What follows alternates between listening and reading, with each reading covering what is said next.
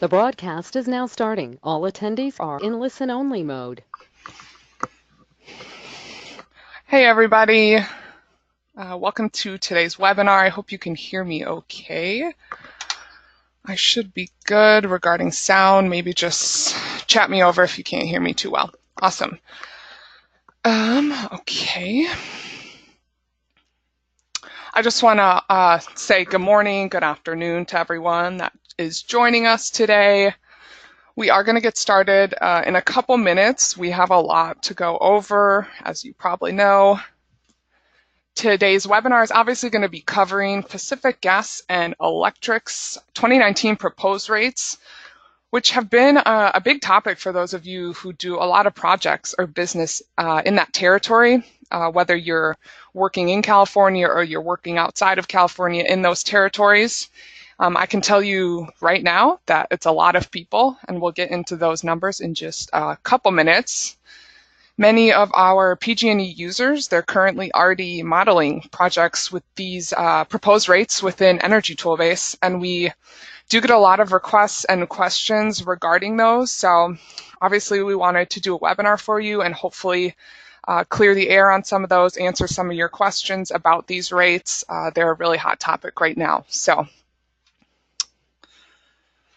as some of you might know, I am Tracy and I'm Energy Toolbase's marketing manager. I'm on quite a few of these webinars. We have an A-list of speakers today from our team, including our data team manager, Brooke Morales, who will be touching on some residential rates, the proposed residential rates.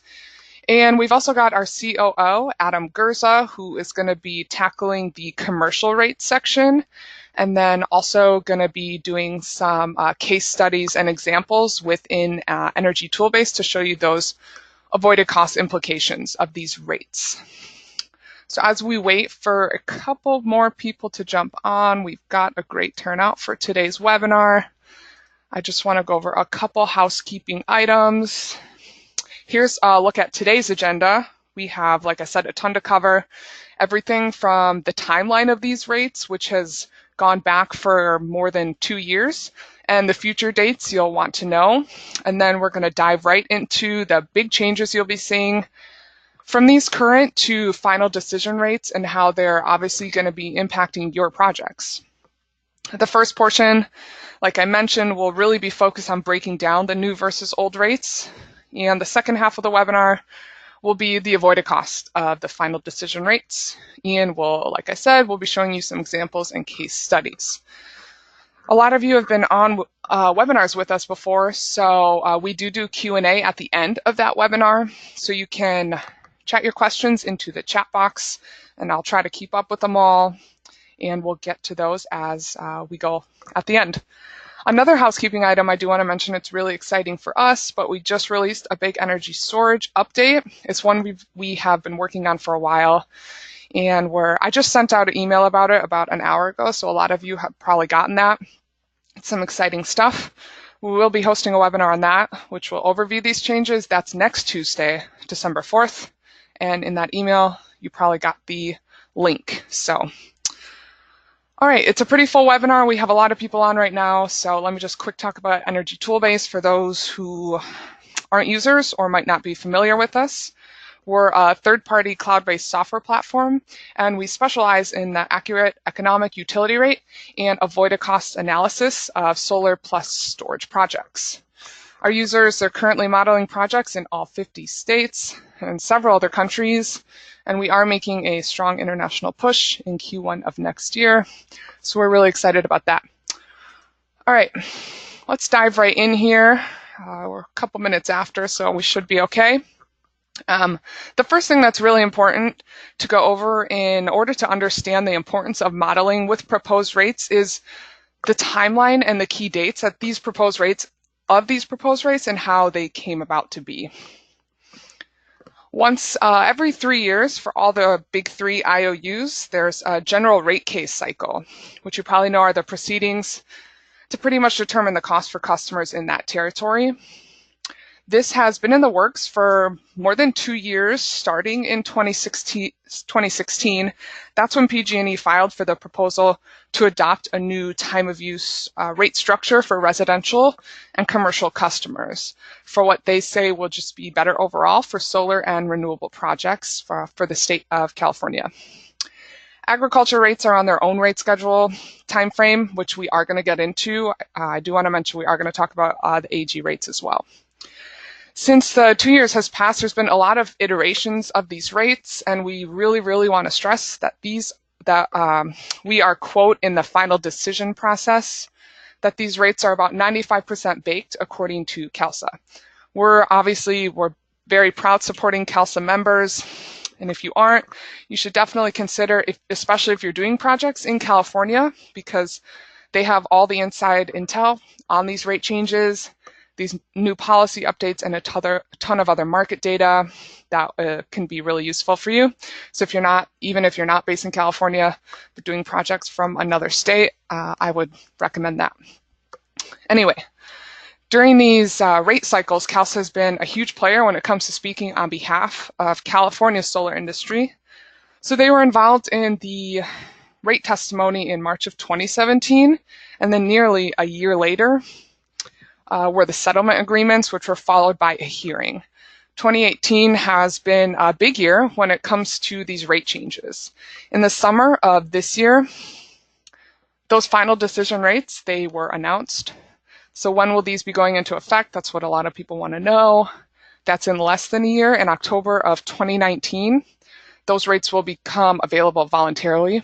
And then in November of 2020, they will become mandatory. So this kind of leads me into my next topic, which is really about modeling your projects with these proposed rates. As I mentioned before, these are pretty much final. There's a pretty good certainty that these are the, quote, final decision rates. So a lot of our users have been modeling with these because we do have some of the best in class software for doing that. And I guess I would say it probably comes down to just accuracy and ethics and protecting your reputation as an installer. Modeling your projects will just overall help you design projects that can hedge against these rate design changes before they go into effect. When you're modeling, say, a 20-plus year in a project with a 20-plus year period, it's really important to model what the rate customers are going to be moving to, because that's going to give you as much accuracy as possible in regards to the economics. So, for example, if a solar system has a 25-plus year life, and you know that the current rates will only be in effect for the next 18 months, it doesn't really make a whole lot of sense to base that entire economic analysis on rates that will be going away.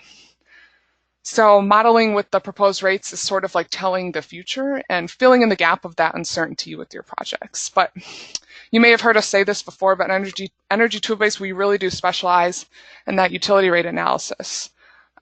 We probably might be one of the only places where you can model with these proposed rates. And there's companies out there that might not be doing this, and we believe that is definitely the only way to accurately see your future. Obviously, Pacific Gas and Electric, it's a huge territory, and the numbers here, they definitely show it. We recently did a back-end analytics scrape of our utility rates database, and we found that PG&E is literally the most active territory in our platform by far.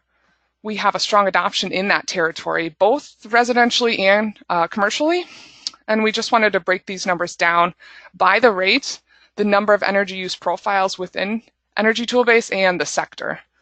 And this list that you see here will obviously be expected to change moving forward because, for example, when these proposed rates are implemented, there will be less residential E1 modeling and more ETOU and EV rate modeling, but this is just our most recent list. So these are based on all of our PG&E global rates in our database. So as you can see, overall, E19 is the #1 rate being modeled within our platform for all of the territory, Pacific Gas and Electric. 18% of all of our PG&E energy profiles are using this rate, and that's a pretty big chunk.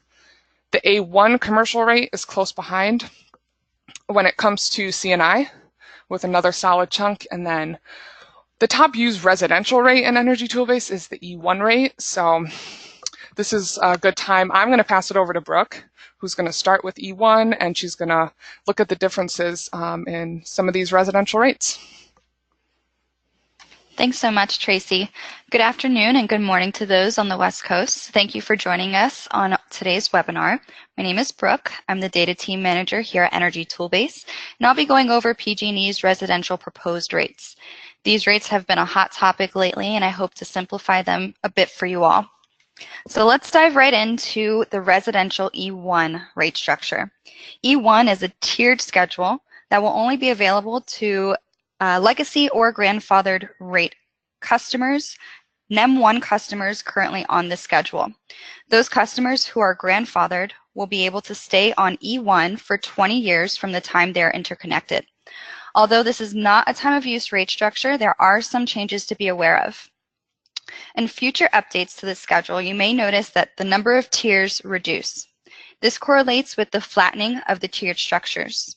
You can see in the chart to the right that by 2020, the usage between 100% and 400% of the baseline will be charged at the same rate.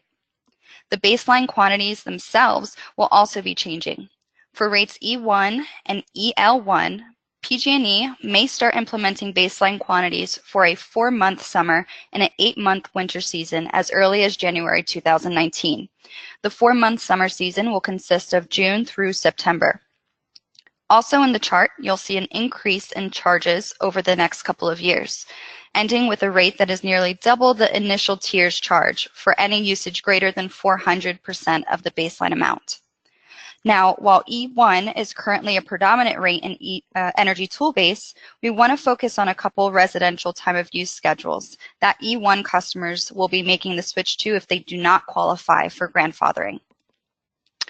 ETOU is one of those. Let's talk about the changes to come for this schedule. Similar to the current ETOU rates, Option A and Option B will still be offered once the proposed rates take effect. Option A is a TOU and tiered structure with a baseline credit, while Option B is just a TOU structure with no baseline credits or tiers. The change to look out for with Option A, as Option B has had a 4 to 9 on peak since March 2016. Option A will be moving from their 3 to 8 p.m. on peak hours to the proposed 4 to 9 come November 2020. With this residential time of use schedule, you'll see minor differentials between the time periods. For example, with Option A, we see a 1 cent difference between the on-peak and off-peak charges during the winter season, and an 8 cents difference during the summer. Option B is similar with only a 2 cents difference during the winter and 10 cents difference during the summer. This is definitely something to keep in mind for those residential storage customers. Another residential time of use structure that has caught a lot of attention is the EVA residential electric vehicle rate. PG&E has agreed to allow residential customers with energy storage systems to take service on this schedule. However, keep in mind that there are enrollment limitations for this rate. Customers enrolling cannot exceed 800% of their average annual baseline allowance. Those who do will be transferred to ETOU-B, which is similar to the time of use rate that has no tiers. Participation in this schedule will be capped at 30,000 storage-only customers. Customers that have both an electric vehicle and battery storage will not count towards the cap. Eligible customers must apply for interconnection and be granted permission to operate in order to take service on this schedule. Let's move on to some details about this rate structure. The EV rate schedule has also changed its time of use periods to 4 to 9 on peak brackets. You will find a wide time of use price differential for both seasons with EVA rate, 21 cents in the winter and 35 cents in the summer, making this one of the best residential rate structures in the country for energy storage customers. All right, so we've touched on residential time of use structures and the legacy E1 rate. Let's dive a little bit deeper into grandfathered rates and the qualifications that must be met to take service on them. Currently, PG&E is still offering grandfathered rate schedules to qualifying customers. It's important to understand that rates are not grandfathered, only the time of use periods. Residential customers who qualify for grandfathering are those who've had solar system interconnection applications filled by January 31st, 2017, and are opted into time of use tariffs by July 31st, 2017. In addition, NEM 1 customers who choose to be on a time of use rate before the new TOU periods are implemented, and NEM 2 customers who install before new time of use rates are implemented are also eligible to remain on their current time of use periods. Note that residential NEM 1 customers do not have mandatory time of use and will be able to stay on non-time of use rates for the first 20 years of operation of their solar systems. The grandfathering duration is 5 years from the issuance of permission to operate for residential customers, and in no event shall the duration continue beyond July 31st, 2022.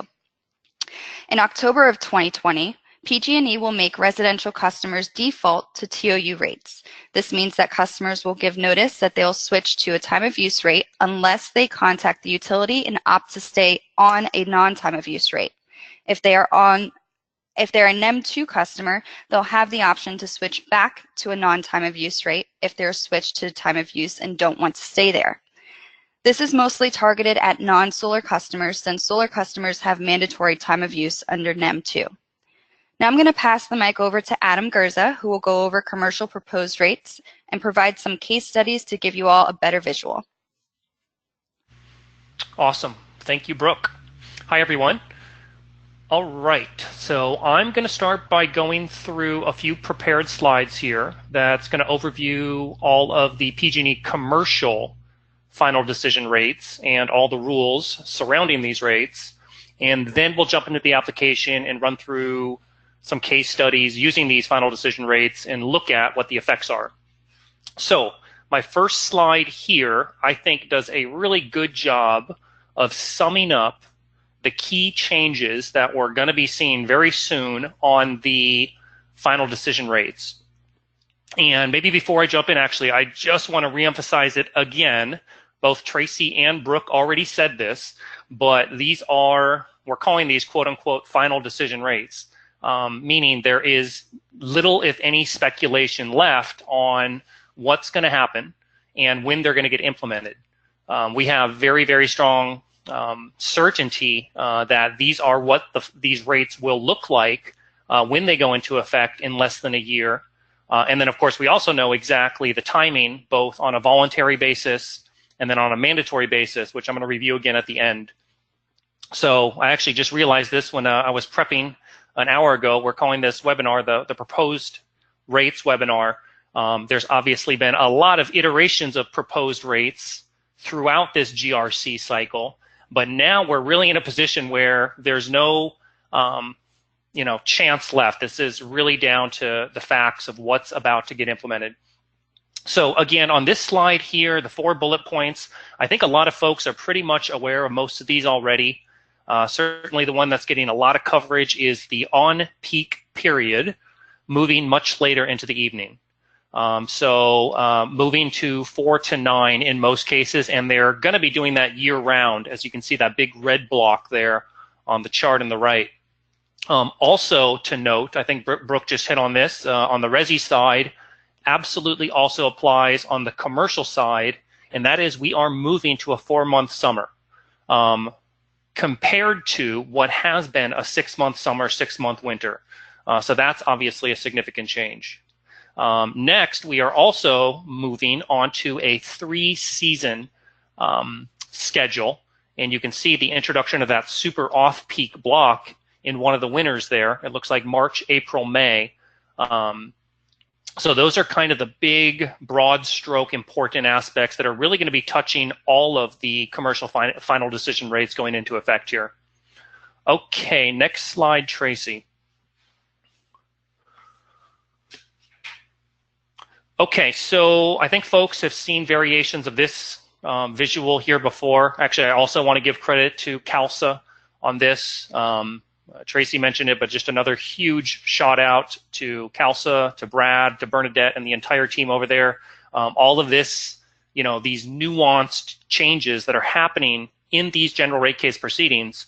There's obviously been a lot of proposals flying back and forth over the last year. CalSA's done a just phenomenal job of staying on top of this and educating really the industry on what these changes are. So this visual here, I did borrow from them, and I think it does a really good job of visually showing how dramatic that on-peak shift really is.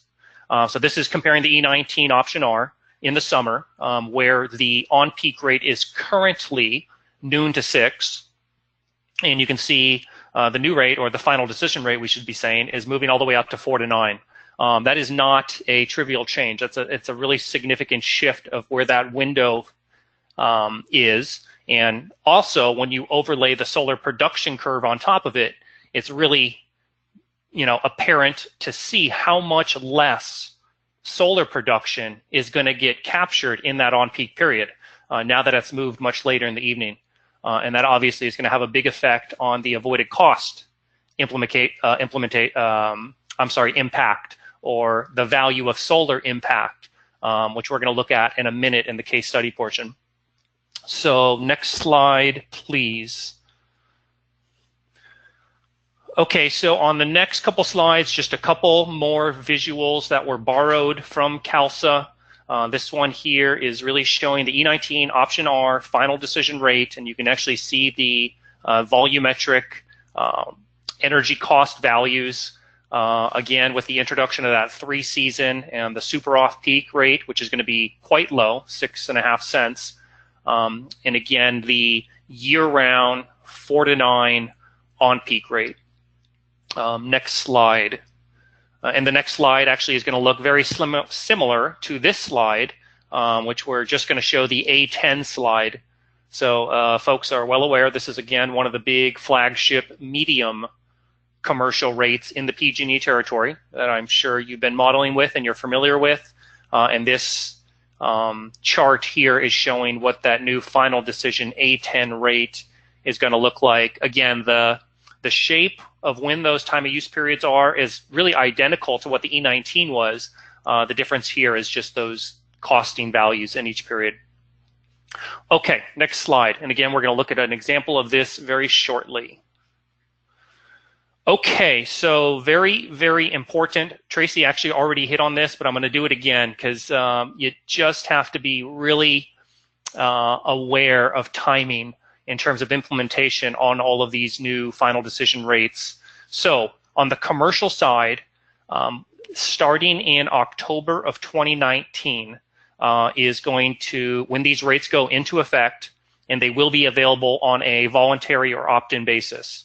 So that is right around the corner, right? I mean, we're almost in December here, so that's about 10 months away from when we're going to see these rates go into effect.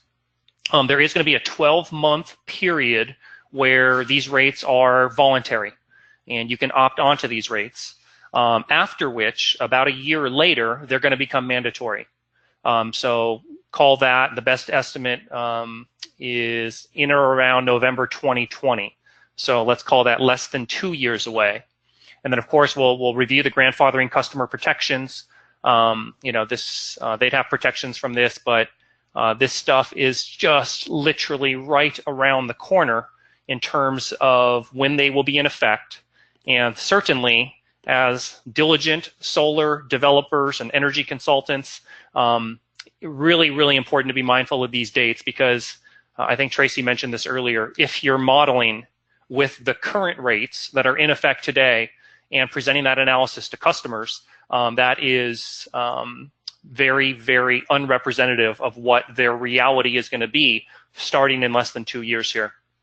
Last bullet point, I'll quickly mention this, which is PG&E is the last of the 3 IOUs to implement these new rates. As a lot of folks are aware, SDG&E already went into effect.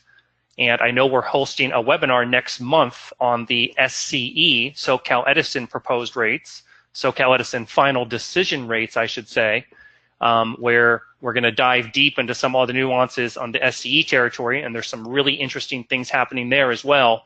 SCE is actually expected to implement, I believe, in March of next year. So PG&E will be the last of the 3 to implement. Okay, next slide, please. So let's talk grandfathering one last time, and this slide is obviously specific to commercial customers. Brooke just kind of put out there the resi customers who get grandfathering protections get 5 years of protections. Commercial customers who qualify for grandfathering protections get 10 years of protection of grandfathering from PTO. Okay, now in terms of who qualifies for grandfathering, this ship has kind of already sailed, as you can see down there in the bottom. For private sector customers, you would have already had to file your initial interconnection application back in January of last year. So that's almost 2 years ago. Public sector customers, right, folks like schools and municipalities would have had to file that initial interconnection application about a year ago. So certainly all new customers that you're talking to for solar and or storage projects going forward will not get grandfathering protections in the PG&E territory. So just wanted to make those really clear. Okay, next slide. Okay, so grandfathering and glide path. Brooke also said this one at the top. I'm going to say it again. Really important, and I have to say I think there's a good amount of confusion out there on this topic of what exactly is being grandfathered. I've had lots of conversations where I think there's some misinformation out there. So the time of use periods are what's getting grandfathered. Okay, so if you're a commercial customer and you're lucky enough to have grandfathering protections, and what you're effectively grandfathering onto with your protections for 10 years is those previously defined, or I should say, how the TOU windows are defined today. So again, let's call it noon to 6 in the summer is the on-peak. The rates themselves are absolutely, positively not grandfathered. It's a really, really important point to remember. So, you know, this table in the bottom here kind of relates to what the PG&E and the PUC has been calling the glide path. And that is this transition period where basically there are some historical rates, like A6 is a great example that has had historically really wide time of use differentials. Okay, even if you have grandfathering protections to stay on the A6 rate, which certainly is a good thing, just be aware the time of use differentials on the A6 rate as they're defined today are really going to be changing over the next few years. And the table in the right there, if you kind of just look at the top line, again, I took this one from CalSA's summary sheet. A6 has historically had very wide price differentials between on-peak and off-peak, so that you can see the summer season, part peak versus on-peak in 2020, about 19 cents. The glide path over the next 4 years collapses that all the way down to about 4 cents. So really, really kind of shrinks, you know, the deltas on those time of use periods. So I guess the moral of the story here is that even if you have grandfathering protections for your customer, things are still changing for them as well, and the rates that they're grandfathered onto are absolutely going to be changing. It's just the time of use periods that they're locking in on. Okay, I think that was my last slide. Tracy, if you want to pass me. Alrighty. Perfect. This should be your screen here. Perfect, perfect. And maybe Yep. tell me, everyone. I'm seeing you. I think you're good. Awesome. That was as smooth as it could be right there. Thank you. Okay, maybe before diving in here, I do want to just, you know, because we're going to kind of be diving in a little bit deep and really talking about how to model with proposed rates and final decision rates. So this is kind of going to be advanced stuff. Before we jump there, for those of you that are maybe not as familiar with Energy Toolbase, we offer lots and lots of trainings and demos. Scott D'Ambrosio and our account management team hosts weekly live training webinars. These are new user training webinars. Really encourage you to jump on one of these. These are also interactive with a lot of Q&A to really get your kind of bearings for the application in general. And I'm going to kind of now be diving directly into some of this proposed rate stuff because I'm looking at the clock and we wanted to kind of cap this at 45 minutes and leave some time for Q&A. So let's step into this lead that we created to kind of talk through how to set up, and we're going to certainly be looking at some comparisons of what the effect of these new final decision rates are on solar savings. So let's start with an energy use profile. I'm going to go directly into one of these EUPs that we created. You can see here titled the E19 Final Decision Rates. And of course, I think most folks are already familiar with this, but Brooke and her team they copy in any final decision or proposed decision rate into your account as a custom rate or user-defined rate. So that kind of where this two-prong drop-down menu happens. Of course, the global rates are rates that we're constantly updating, and these are all in effect, whereas the user-defined rates we're manually doing. And we're going to keep on with that. We're going to be consistent doing it that way. In terms of our global rate database, we really want this to be only for rates that are in effect and have been approved, and we'll kind of keep separating this out. Now, I know for a lot of you on the call, there's a lot of kind of power users and really smart energy Toolbase users, and we have copied previous versions of proposed rates into your account. This list here almost has only final decision rates. We encourage you to kind of keep this clean, and you can manage this yourself via deactivating rate schedules in your account.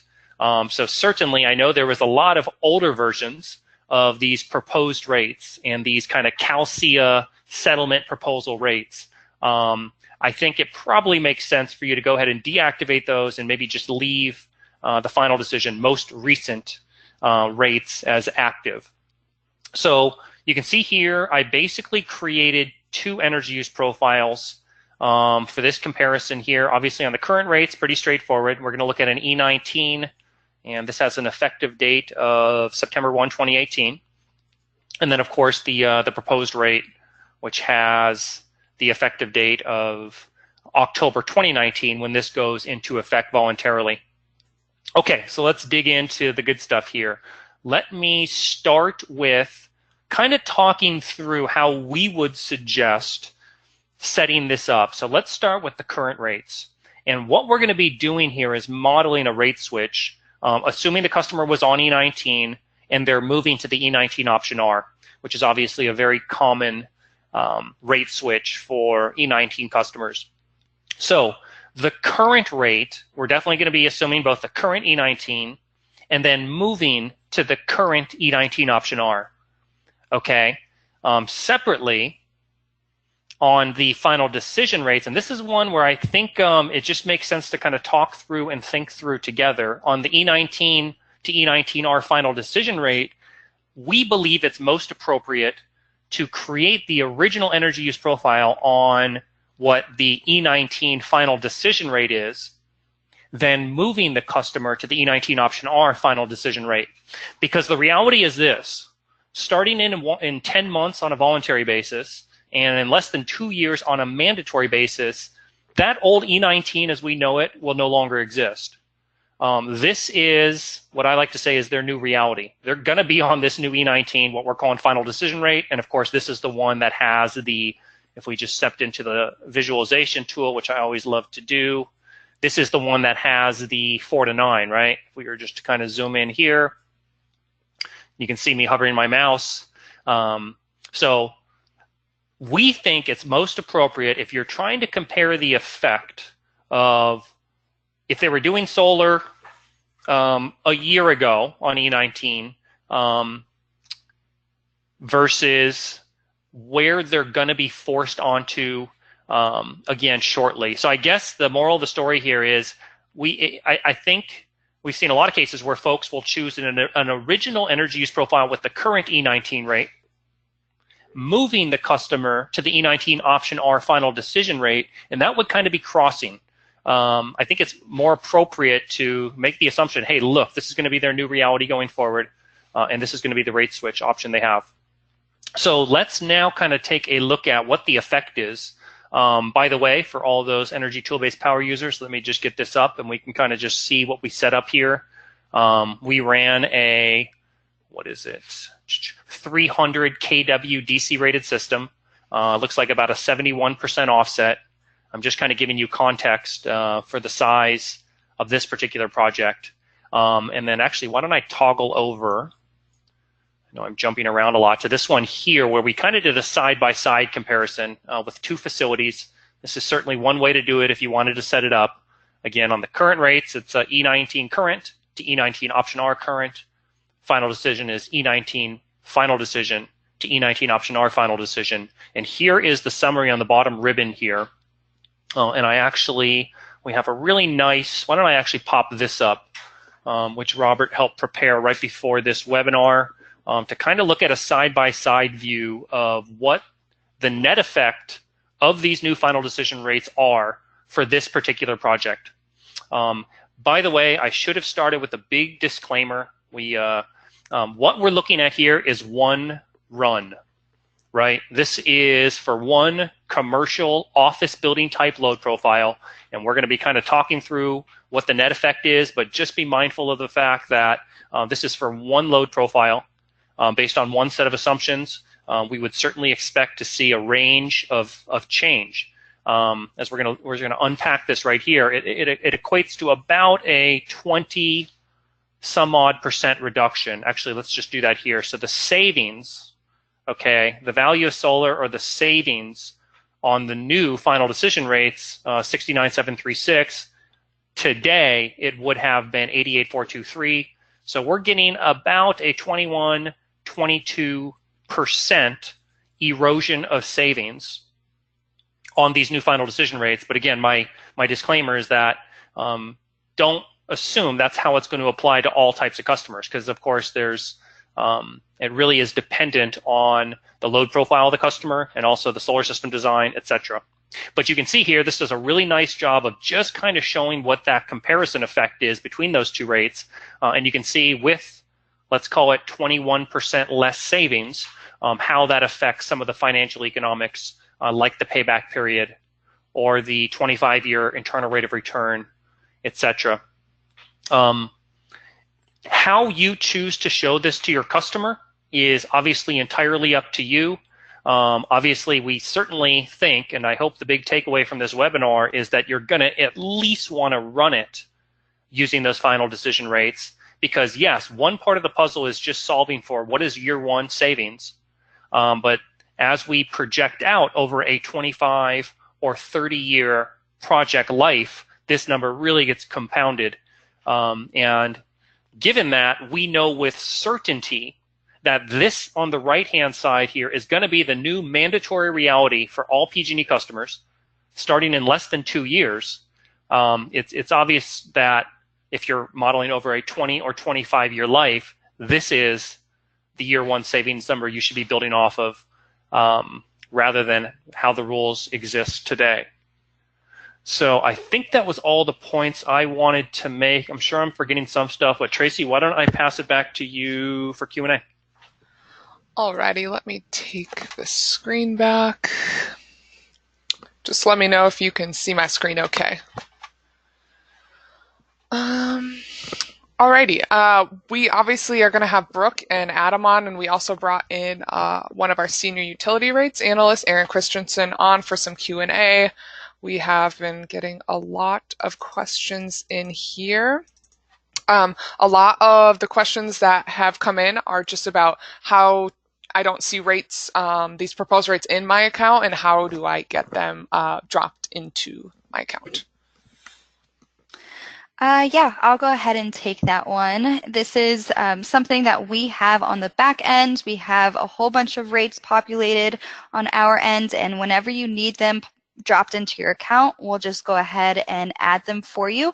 You'll simply need to send a request to either the data team or your account manager, and we'll see that that gets done for you. Okay, another one, Brooke, you could probably stay on for this one. Is there going to be a way to easily select between the current and proposed rates for modeling? Is it just as simple as selecting a date for the new rate, or how do they differentiate between the two? Well, you'll still have the utility name dropdown, and the rate names will include final decision. You'll select the final decision rate that you're looking for and switch that from the current rate schedule.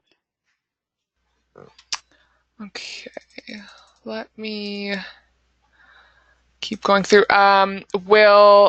This one's about the AG rates. Will AG 4A and AG 5A rates still need, will they need to be created as custom rates within Energy Toolbase?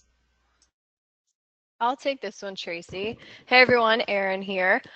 We are really excited over here at the data team about the difference in the ag rates. Any of you that have requested ag 4A and ag 5A rates in the past understand that these rates used to have to be created as custom within our platform due to the connected load charge. Now that connected load charge for ag 4A and ag 5A, well, those are now going to be ag A rates, but they are now a demand charge. So similar to how we model demand charges in other rates, that charge will be reflected under the demand charges tab as a NC max demand charge, and it will be once these rates become in effect globally available in the database. So they will not have to be created as custom. And I just wanted to elaborate a little bit on the ag rates because I had a couple questions come in from customers regarding these. Ag 4A and Ag 5A will be transitioned to Ag A. Ag 4B and Ag 4C will be transitioned to Ag B. And Ag 5B and Ag 5C will transition to Ag C. So just wanted to clarify that because I know that's kind of caused a little bit of confusion for some of our customers. Awesome. We'll do this one. For large offset systems, what are typically the most desirable rate schedules for C&I and agriculture? Maybe Adam, you might take that one. Yeah, I think that one depends, and I would suggest the question asker on that gets in touch direct with their account manager, and they jump on a private screen share and look at the exact kind of specifics. Because of course you got to remember sometimes you don't really have choice in what rate you're on initially. That's determined by your max demand. So I think that answer is obviously going to depend if you're A10 or if you're E19, and what kind of bucket that customer's in, small, medium, or large. So definitely take that one offline with your account manager.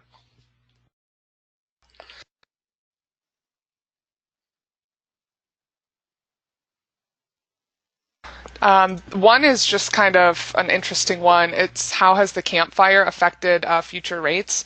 I can just answer this one quickly. We haven't seen any news coming out about the effects that this fire is going to have on the PG&E territory, because obviously, as most of you probably know, that fire was in a lot of PG&E's territory, but as of right now, we haven't heard anything about the effects of the fire on the rates. So let me go through another one. Does multifamily qualify as commercial or a residential rate?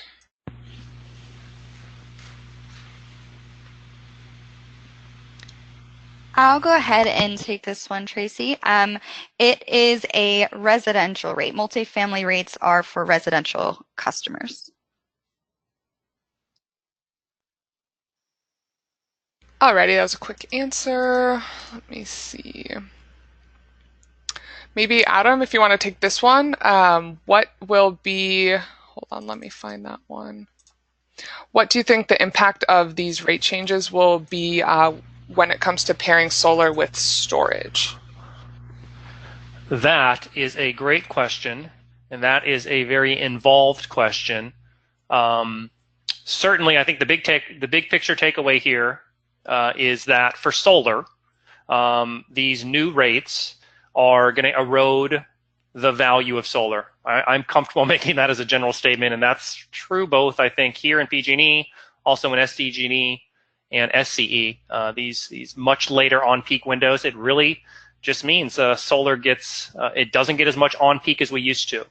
Okay, so on the solar side, that's pretty clear. I think it certainly is an opportunity for storage. We got to look at this on a case-by-case basis.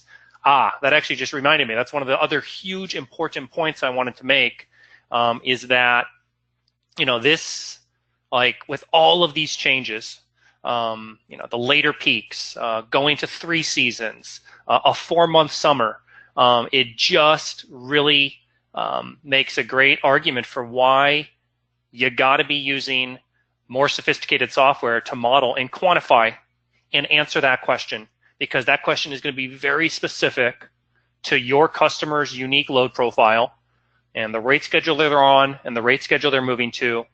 Again, that's really what Energy Toolbase specializes in. So I kind of didn't answer your question. For solar, it's not helping. For storage, it likely does make a stronger case.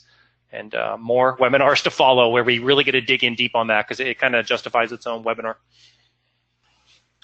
Awesome. Well, we have a lot of questions coming in. We're at the 45-minute mark, but I do want to mention those of you who ask questions, we will be answering them via email. So we'll get your answers to you. We just don't have time to answer everybody's today.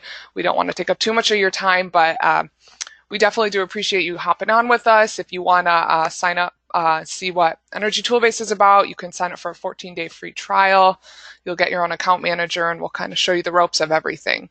So again, we appreciate everyone being on, and keep a lookout for more of our webinars. We'll be having a bunch more coming up. So have a great day.